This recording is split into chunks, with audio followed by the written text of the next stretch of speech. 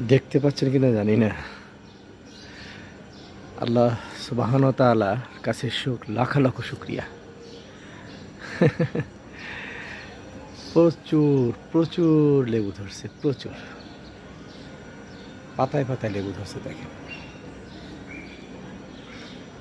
লেবু আবার বোঝা যায় না, যে গাছের মধ্যে থাকে তো বোঝা যায় না যে ধরছে কিনা, কিন্তু ধরছে, প্রচুর লেবু ধরছে।